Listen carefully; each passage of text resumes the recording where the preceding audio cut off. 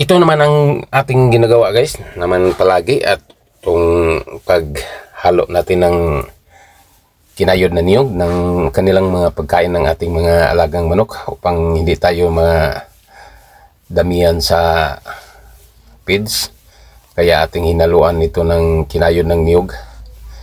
Ito ang palagi nating gagawin guys upang makatipid tayo sa ating ipakakain ng ating mga alaga.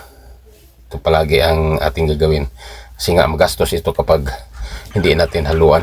Ito sila guys, so ating na silang pagbigyan. Naghihintay naman sila ulit sa ating pagbigay ng kanilang makakain. Ito sila.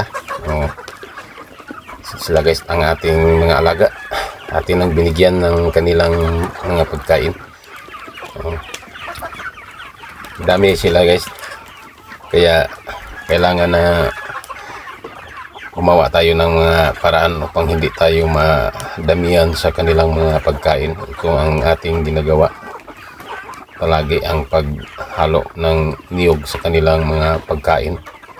Pwede naman siya mga ginayat na kangkong guys ang ating ihalo sa ating mga pagkain sa kanila. Liitin lang natin sa paggayat. Pwede ito ihalo sa ating feeds.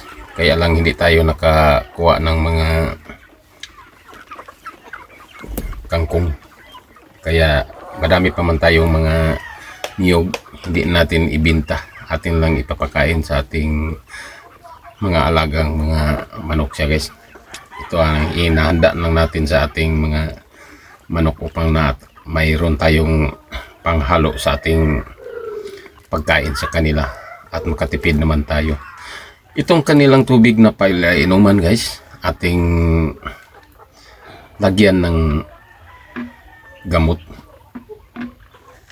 Ito siya guys, atin muna itong lagyan ng tubig ang kanilang palainuman at bago pa hinugasan naman natin ang kanilang palainuman.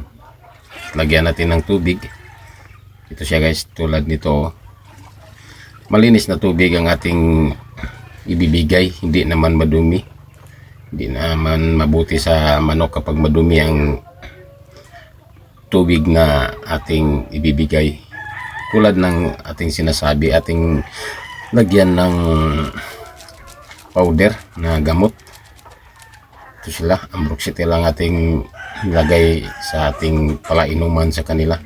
Ito ang ating ginagawa palagi guys kapag mayroong sinisipon sa ating mga manok, ating lagyan ng gamot.